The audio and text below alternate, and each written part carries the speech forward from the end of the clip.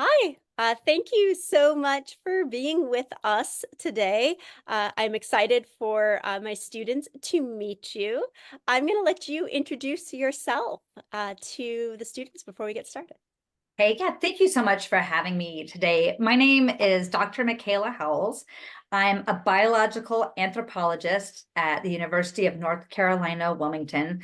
And I'm really excited to be here today to talk about anthropology and ethnography and how there's some really strong crossover with communications in this incredible tool. Wonderful. Well, I am going to start with the first question. Mhm. And the first question is, can you explain anthropology's approach to ethnography? And from there, I'll talk a little bit more with you about some comparisons with performance ethnography that my students will be doing. But let's start with just the relationship of anthropology to ethnography, the method, and how it's approached. Okay, happy to do so. So, if you're not familiar with anthropology, anthropology is the study of humans from all different perspectives. So, this includes looking at past people, past communities. Give me 1 second here. I'm a little okay. Looking at past communities through their material culture. So, this is archaeology. Learning about language, both contemporary and past. That's linguistics. We have biological anthropology, which is what I specialize in, and that is studying humans as mammals, as primates, as these two-legged, big-brained individuals, and through an evolutionary lens. And so that's biological anthropology. And then we have cultural anthropology, which is the study of contemporary people and how policies, systems of any kind that you can think of interact with different groups and cultures of people. So anthropology, that cultural anthropology has been one of in American anthropology is one of the first fields that really emerged and is really powerful. And with this, using ethnography is a major way that it impacted not just the field itself, which I'll talk about in just a moment here, but also affected change on a policy level in the United States, and really emerged as a way of connecting different groups to maybe a culture or a community that they're not necessarily having access to.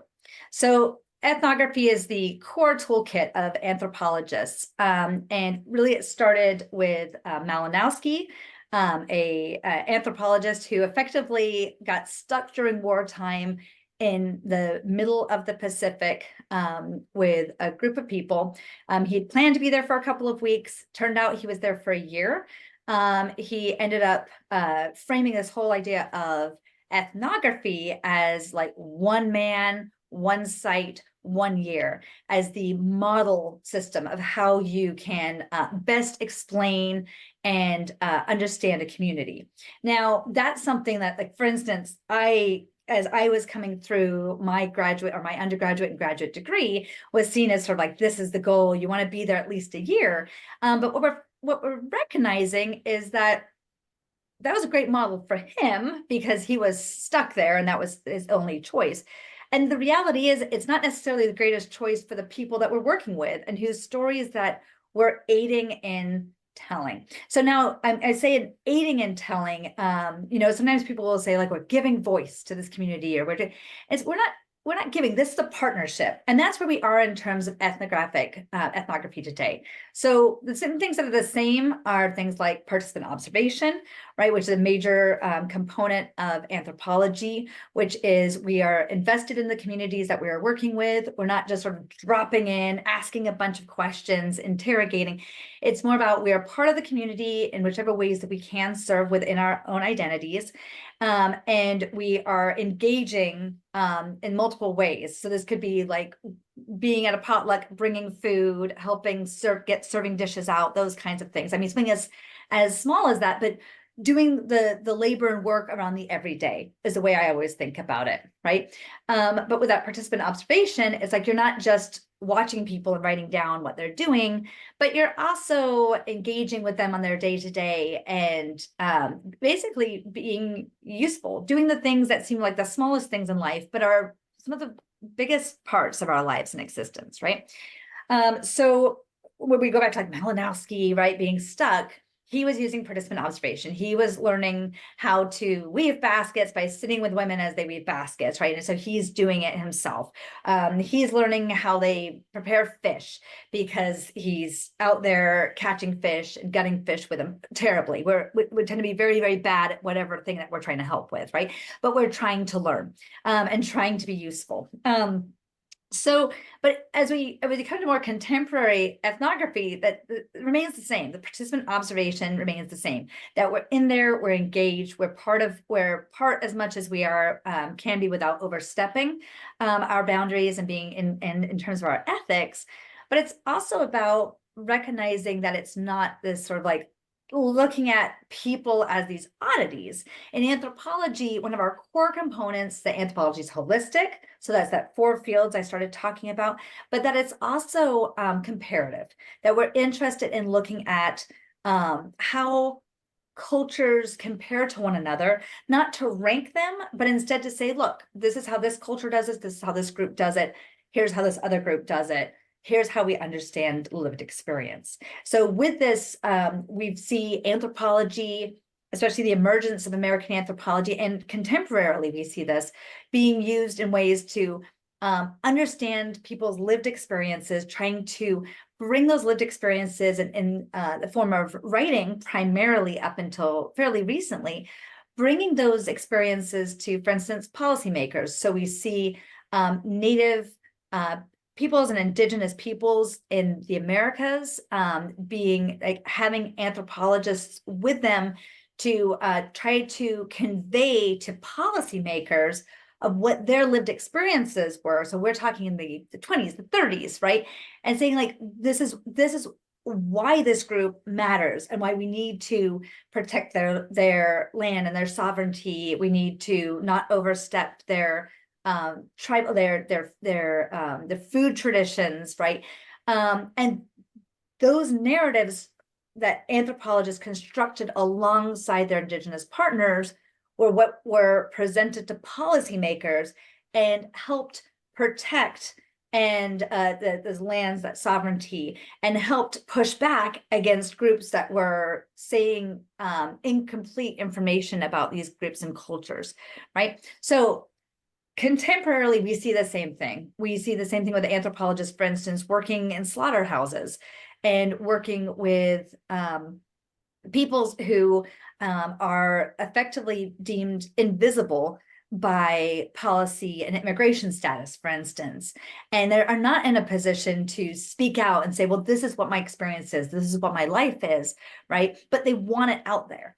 And as anthropologists, we are in a position to, one, again, participant observation is that key component, engage with them, understand as best we can from our perspective, okay, what does this look like? What does their experience look like? Creating those interview spaces, that space for people to talk and engage, whether it's in like small groups or whether it's one-on-one, and being able to understand these its overall experience, and being able to utilize those pieces to bring policy understanding and push back against the systems of inequality that are so rampant against people who are non-white, non-cisgender, non-citizens, right? And be able to really help it in a role of ally and advocate when appropriate. Wonderful. And I just want to say for my students, because you've already watched the lecture about introducing ethnography as a research method and then how it moves to performance ethnography within communication studies. So what Dr. Howells is explaining to us right now is how within communication studies, when we talk about critical ethnography and that shift to critical ethnography within anthropology, that shift to critical ethnography is what ethnography is now. So while we as communication studies scholars will say we're doing critical ethnography, in a lot of ways that is how we are explaining the difference from a classical look at ethnography that Mhm. perhaps was more interested in just reporting back, as opposed to being an advocate, an ally, a partner with groups as appropriately as we can. So it's important to remember that as you're doing readings in this course, of when you see critical ethnography, we can think of it as contemporary approaches to ethnography in other fields. I Um, like that. I like that. I like that language use. I mean, we don't, that term critical ethnography is one that's certainly used within anthro, but we also, it is where ethnography is today. It is very much like this is the core reason. It's less of the, here's a list of how people do these certain things. And it's more about what are their experiences within these systems and policies, and how does that impact these people's lived experiences? Wonderful. And now I'm going to ask you, Dr. Howells, because our Mhm. students in this course are coming together as either performers or producers or both to Mhm. bring some deep narrative interviews and some thick description from my field notes Mhm. of bodies who are, these are stories of living in one's body as an Mhm. embodiment scholar. Mhm. What it means to live in one's body is often what I'm most interested in when we get to that deep interview portion Mhm. of a study. And so we are going to be embodying stories of people that live with seizure disorders, Mhm. stories of people that live with anxiety, Mm. stories of people that identify as gender nonconforming, Mhm. gender expansive. Mhm. Within the context of masculinity and gender identity. So, Mhm. if you have any, as you're thinking of that idea of being an advocate and being the body that brings this story without this more vulnerable body having to be on the line, having Right. to expose their story to scrutiny that could come back to them in ways that could make them feel unsafe. Mhm. So here we are, we're doing this work as performers. Do you have any advice of things to keep in mind as you embody the verbatim words of another for an audience in the spirit of ethnography? That's a great question, and it's a really powerful and important question that we all ask ourselves as we are writing, as we are performing. As you know, we're taking in some cases a 3 hour long conversation with someone that's effectively an interview, but a conversation that goes into lots of different amazing spaces. And we're taking that and streamlining that more, making it something that's more like bite-sized. So we're already modifying that person's language and experience, and we're using our own privilege to make decisions about what stays and what goes.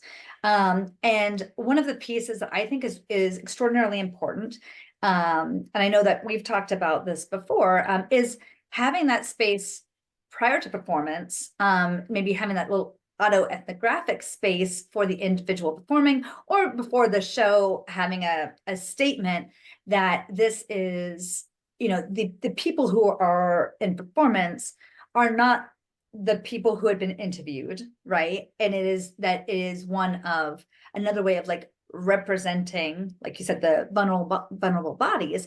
And I don't like the term protecting necessarily, right? But in giving uh space to present and talking through these pieces without maybe like exposing someone's identity, or without expecting someone who has an extraordinary lived experience to also be comfortable standing on stage and telling a bunch of strangers about it.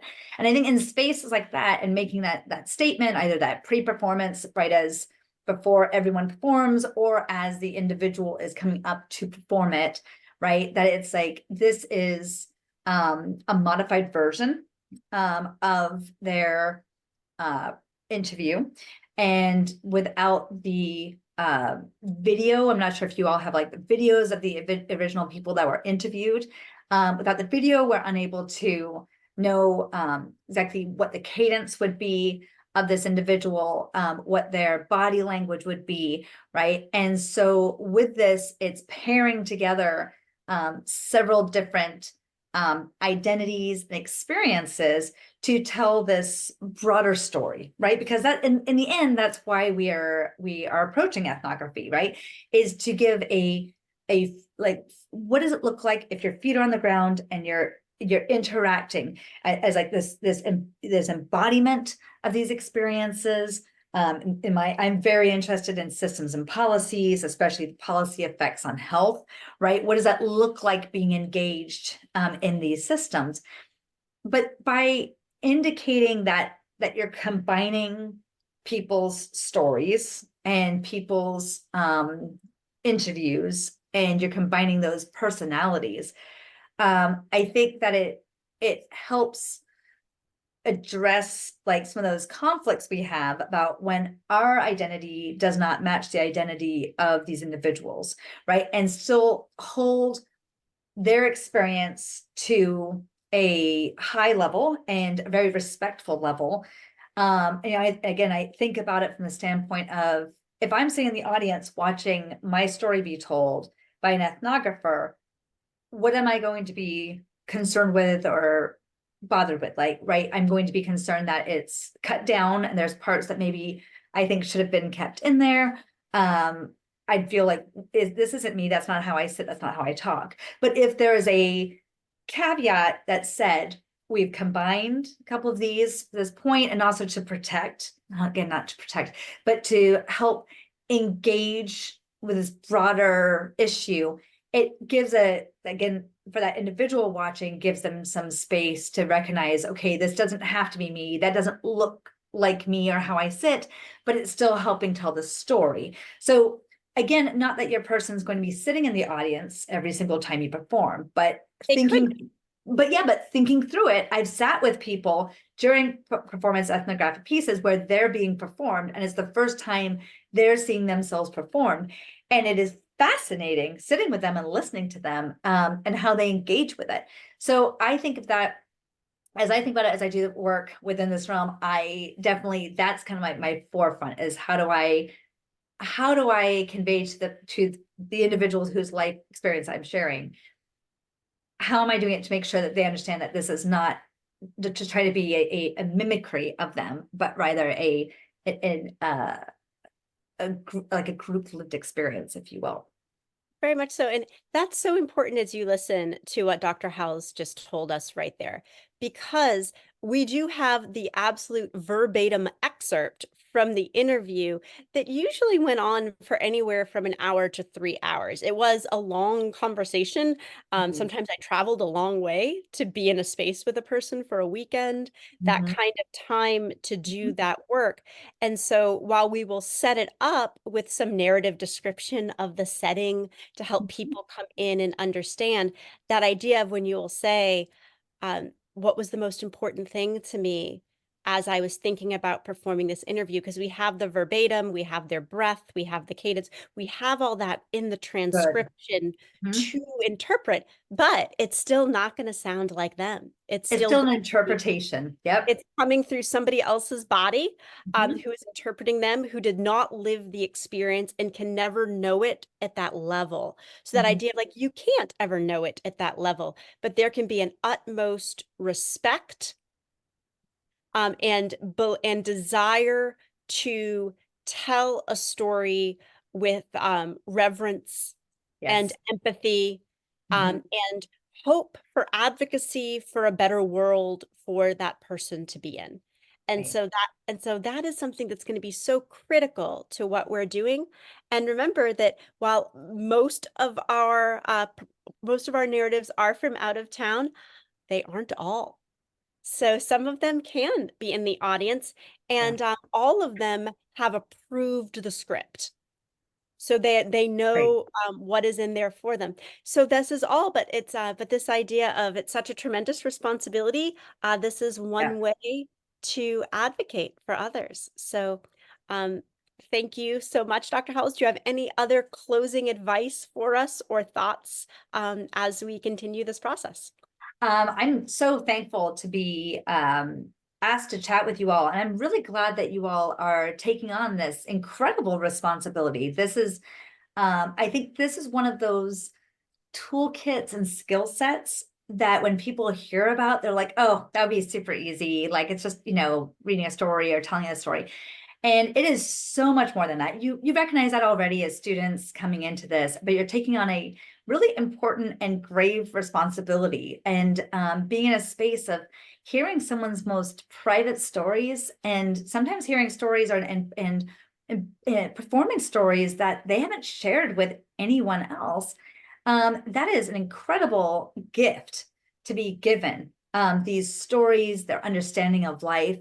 And then you're taking that on and working through and figuring out how to best present those in a meaningful, ethical, appropriate fashion, in ways that can help connect these different groups of people together, whether it's been people that are within the same cultural group and recognizing themselves on stage, like recognizing their experience to another person's words, or someone who is outside of that group and lacks an understanding, and it can help them move forward and build empathy. And in that way, we can serve as conduits of information. We can serve as allies, advocates, or whichever sort of form best fits you. But I'm really excited that you're taking on this challenge, and you're taking on this challenge seriously. And you have a great leader